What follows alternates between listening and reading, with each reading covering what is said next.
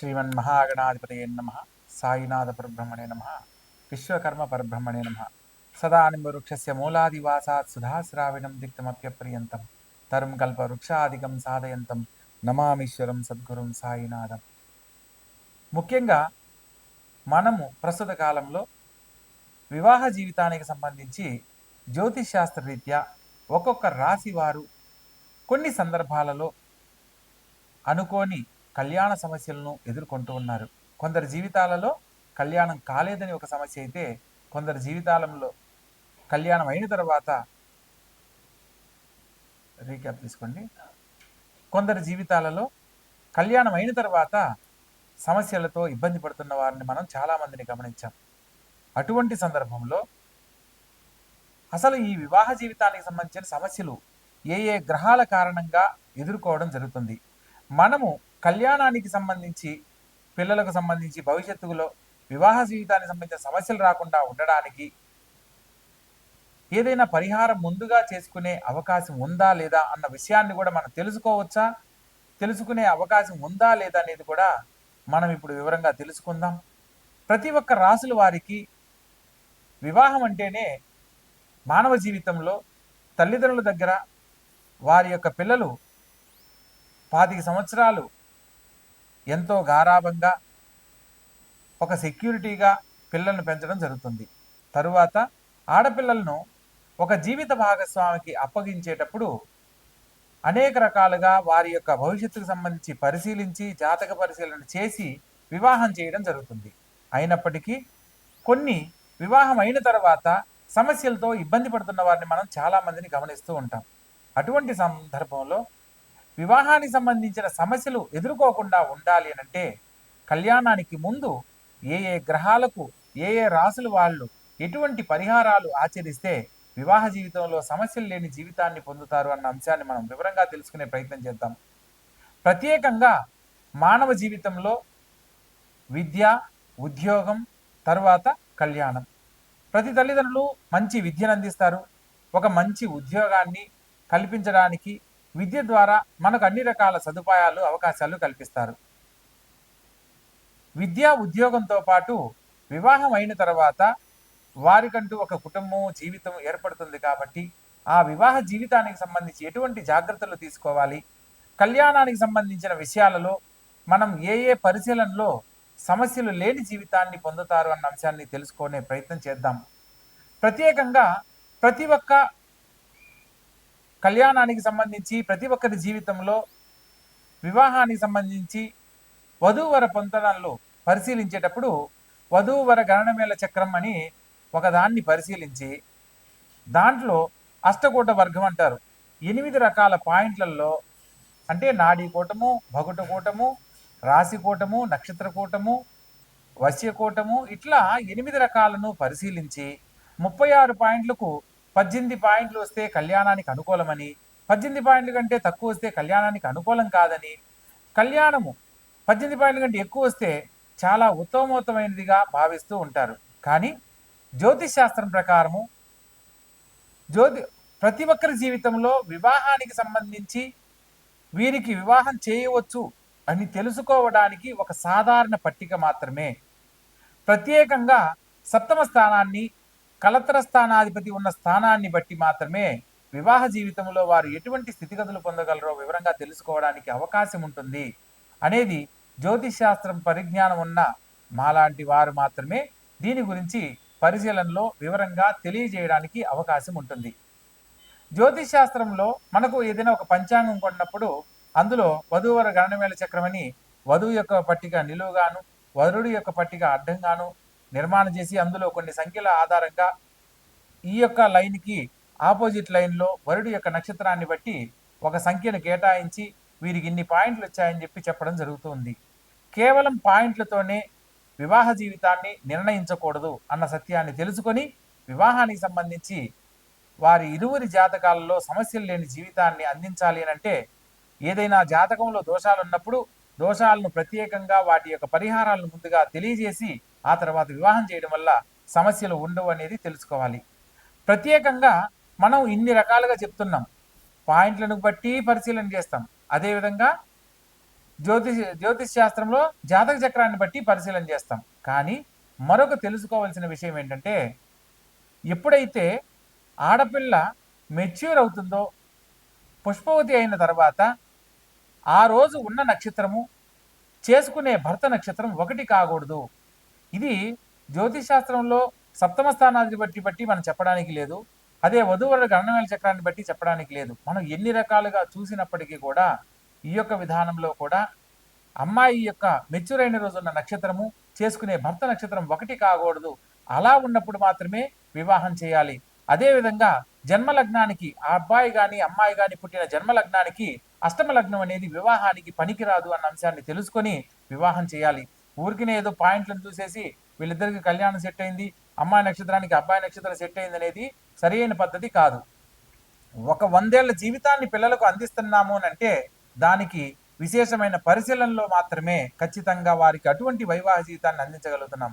పూర్వకాలంలో కుటుంబంలో జాతకాల రీత్యా ఒక పెద్దవాళ్ళు అటు ఏడు తరాలు ఇటు ఏడు తరాలు వాళ్ళ యొక్క వంశాంకురాన్ని పరిశీలన చేసి ఆ ఇంటి పిల్లను కళ్ళు మూసుకొని వివాహం చేసుకొని సుఖ సంతోషాలతో జీవించిన వాళ్ళు ఉన్నారు.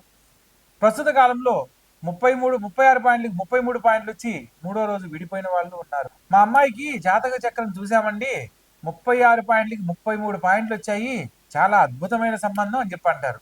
కానీ కరెక్ట్గా ఒక నెల గడిచేసరికి ఏమిటోనండి మంచి సంబంధం అని చెప్పి చేశాము, అబ్బాయి మంచివాడు కాదు, అబ్బాయి వాళ్ళ కుటుంబం మంచిది కాదు, అబ్బాయి వాళ్ళ తల్లిదండ్రులు మంచిది కాదు అని వెంటనే ఇలా మాట్లాడుతూ ఉంటారు.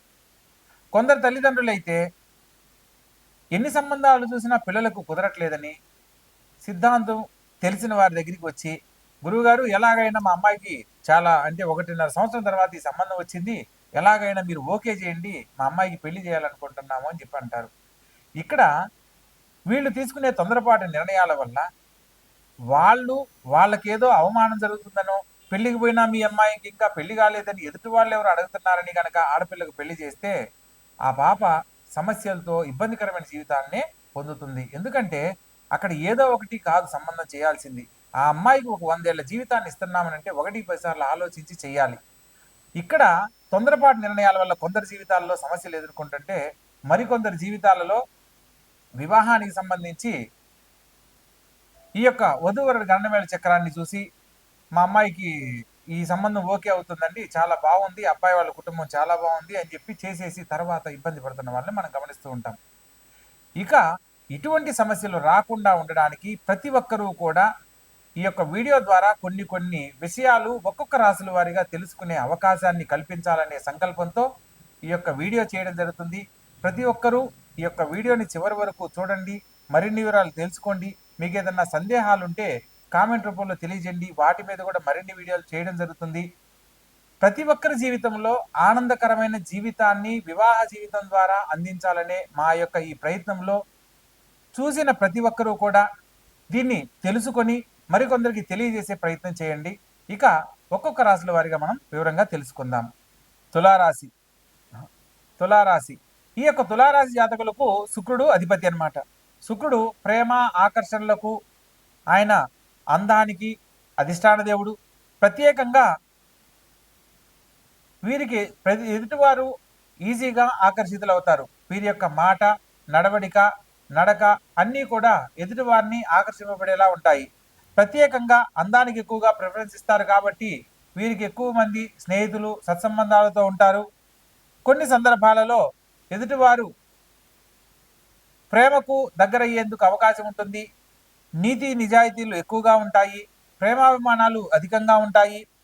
కొన్ని సందర్భాలలో వీరి యొక్క జీవిత భాగస్వామి వాటిని గనక పాటించకపోతే వీరి ఆలోచనల్లో కూడా అదుపు తప్పడానికి అవకాశం ఉంటుంది. శుక్రుని యొక్క ప్రభావము తులారాశిపై విపరీతంగా ఉంటుంది. శుక్రుడు స్వక్షేత్రాధిపతి కాబట్టి ఈ రాశి వారికి సౌందర్యము, ప్రేమ, రొమాన్స్ విషయాల్లో ఆకర్షణ ఎక్కువగా ఉంటాయి. శుక్రుడు, రాహువు లేదా మంగళుడు అంటే కుజగ్రహంతో కనుక కలిసినట్లయితే రహస్యమైన కార్యకలాపాలకు వీళ్ళు ఏ విధమైన ఆలోచన చేయరన్న సత్యాన్ని తెలుసుకోవాలి. శుక్రుడు 6, 8, 12 స్థానాల్లో కనుక ఉన్నట్లయితే వివాహ జీవితానికి సంబంధించిన సమస్యలు తలెత్తుతాయి. దాంపత్య జీవితంలో అయిష్టత కారణము, వాళ్ళు కోరుకున్నంత సంతోషాన్ని ఇవ్వలేదని ఎదుటివారికి దగ్గరయ్యే పరిస్థితులు ఎదురవుతాయి. ప్రత్యేకంగా ఈ యొక్క శుక్రునితో పాటు సూర్య భగవంతుడు గనక కలిసినట్లయితే, అంటే రవిగ్రహంతో గనక కంబస్ట్ అయినట్లయితే ప్రేమలో అసంతృప్తి మిగులుతుంది, భాగస్వామిపై నిరాశ పెరుగుతుంది. కుజుని యొక్క ప్రభావం వల్ల, సప్తమ స్థానంలో కుజగ్రహ సంచారం వల్ల ఎదుటివారితో సన్నిహితంగా అయ్యేందుకు జీవిత భాగస్వామితో కొన్ని సందర్భాలలో ఎటువంటి వాగ్వివాదాలు చేయడానికి కూడా వెనకాడరు.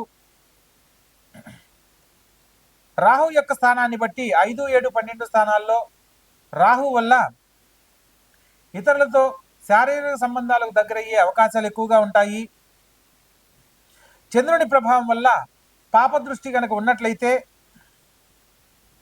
స్థిరమైన ఆలోచనలు లేక ఇతరులకు దగ్గర అవుతారు. చంద్రుడు కనుక 12వ ఇంట్లో కనుక ఉన్నట్లయితే ఈ రాశి వారికి జీవిత భాగస్వామికి దూరంగా ఉండడానికి ఎక్కువగా ఇష్టపడతారు. చంద్రుడు 12వ ఇంట్లో ఉన్నప్పుడు ఈ యొక్క తులారాశి వారికి జీవిత భాగస్వామికి దూరంగా ఉండి జీవించడానికి ప్రయత్నం చేస్తారు.